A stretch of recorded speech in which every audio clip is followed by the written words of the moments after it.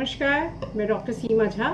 आइए एक बार फिर हम बात करते हैं 19 to 25 ऑफ दिस मंथ की। हम बात करते हैं इम्पॉर्टेंट सेलेस्टियल मूव्स की, हम बात करते हैं इम्पॉर्टेंट प्लानिटरी मूवमेंट्स की और चंद्रमा के ट्रांजिट की। इस आने वाले हफ्ते में क्या कुछ नया बदलेगा हम सबकी भाग्य में, आइए हम जानते हैं, डालते हैं उस पर एक नज़र।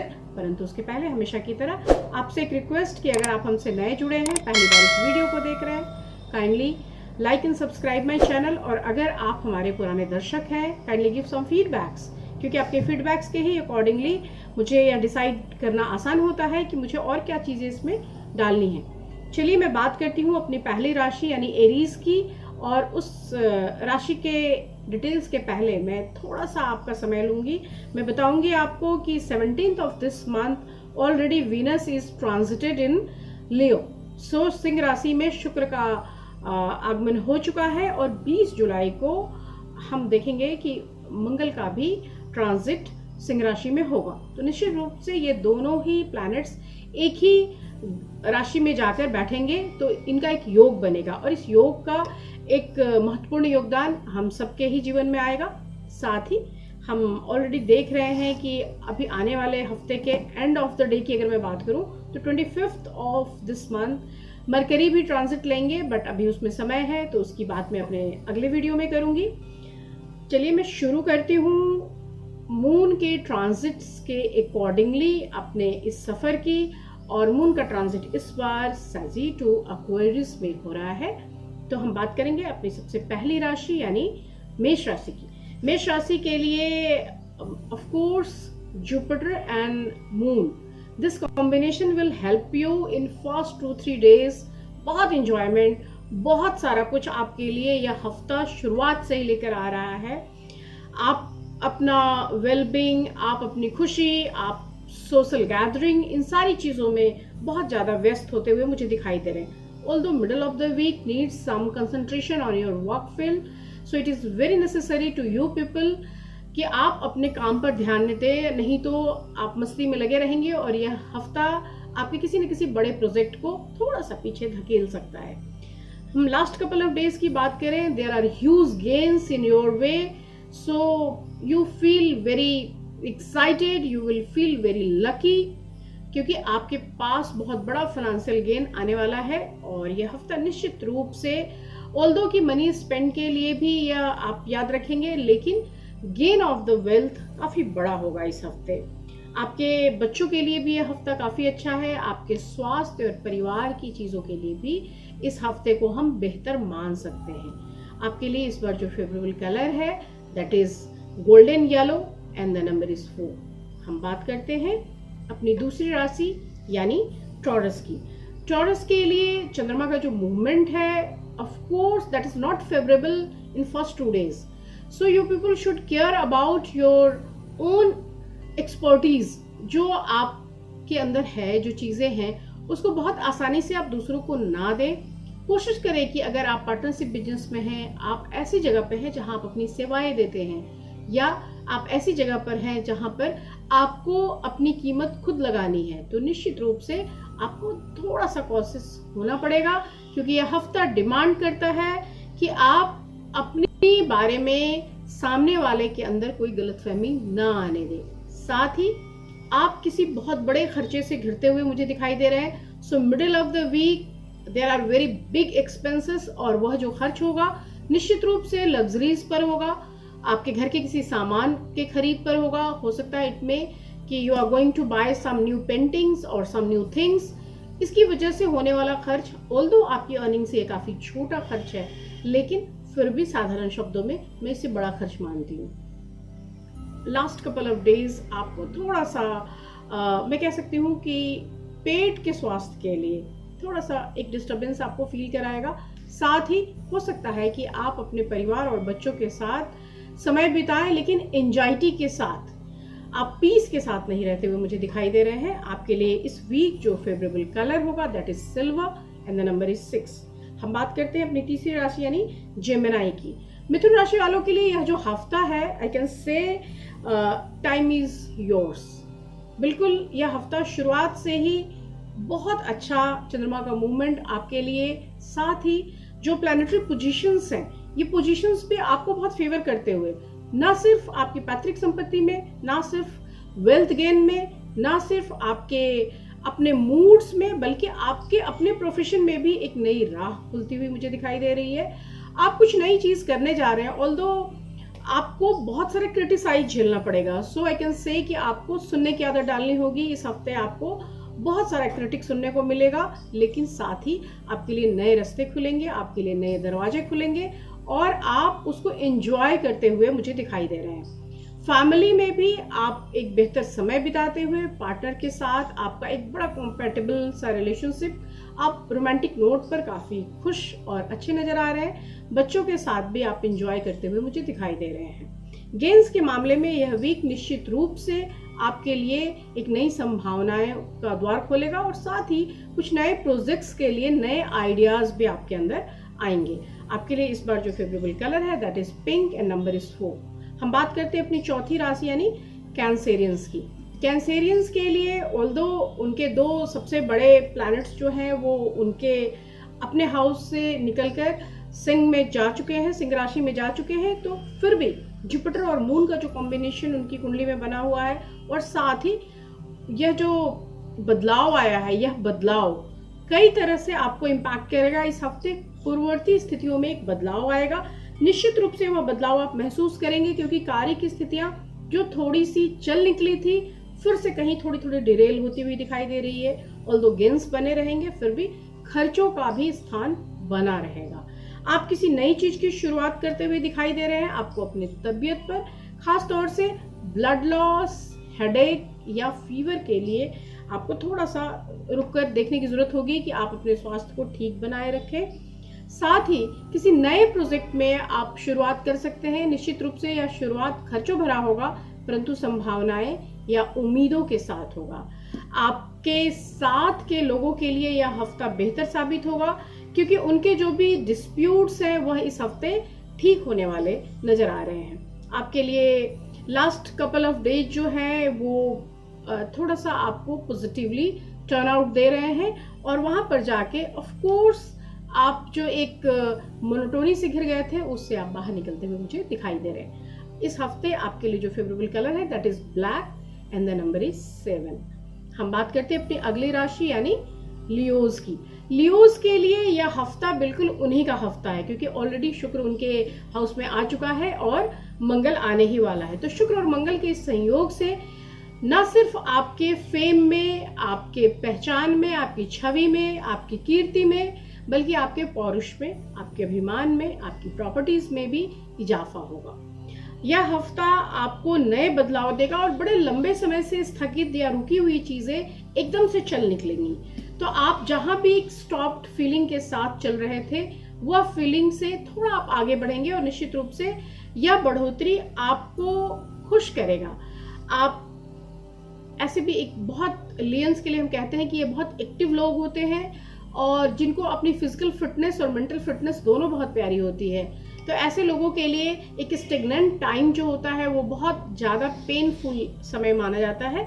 तो यह हफ्ता आपको एक मूव देगा, एक गति देगा और सिर्फ यही हफ्ता नहीं, अगले आने वाले कुछ समय तक, मैं कह सकती हूँ 1.5-2 महीने तक आप एक गति महसूस करेंगे अपनी चीज़ों में, अपने कार्यों में।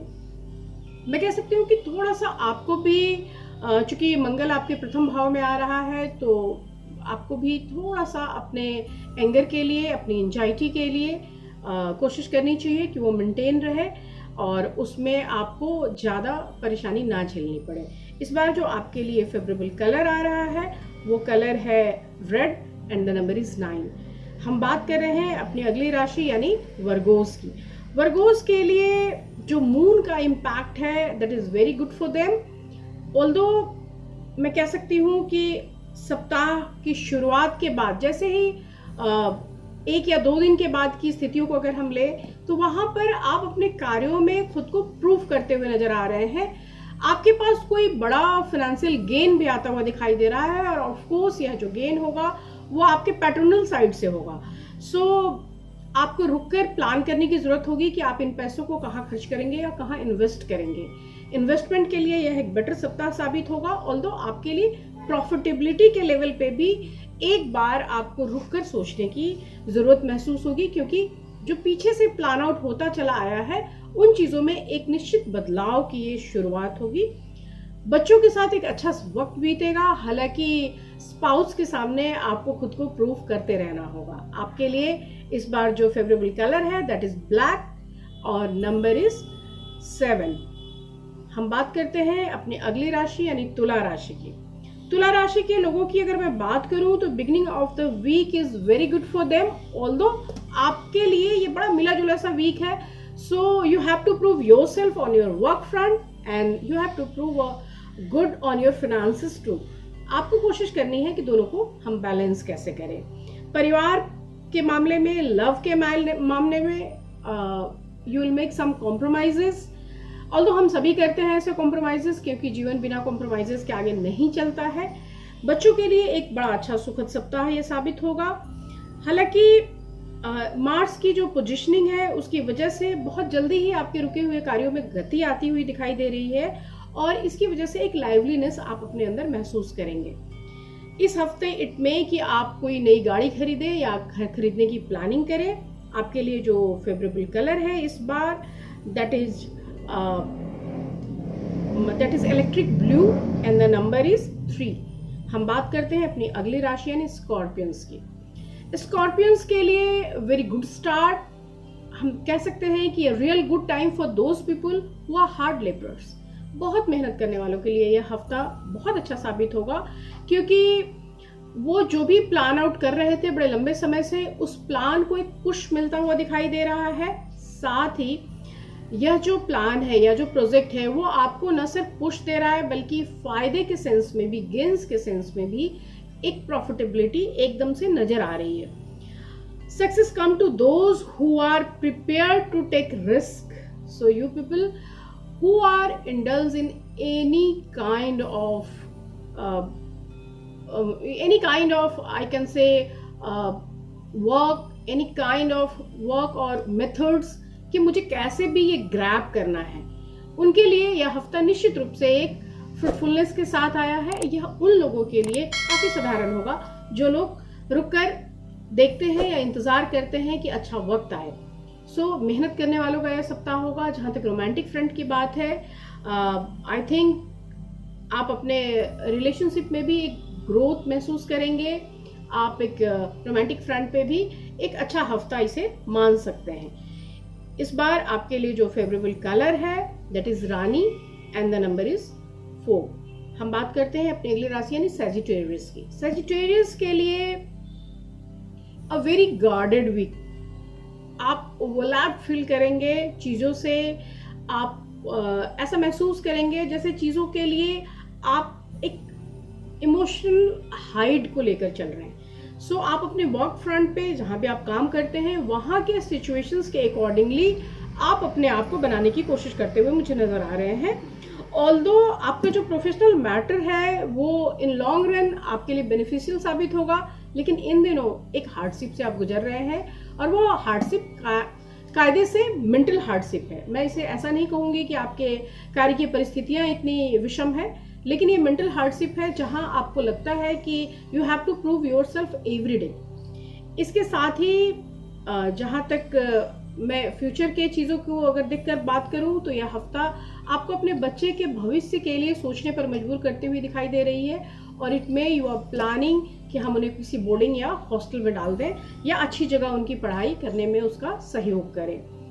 आपके इमोशनल रिलेशनशिप के लिए भी एक ये अच्छा हफ्ता होगा, हालांकि बहुत ज़्यादा स्थितियाँ गाइडेड हैं, फिर भी मैं कह सकती हूँ कि last couple of days will make you happy. वहाँ आप अपने पार्टनर के साथ खुश होते हुए मुझे नज़र आ रहे हैं। इस हफ्ते अगर मैं उसको एक लाइन में बोलूँ तो this week needs patience, this week needs planning and this week needs devotion. तो अगर ये चीज़ें आप करते हैं तो निश्चित रूप से आपके लिए एक बेहतर हफ्ता साबित होगा।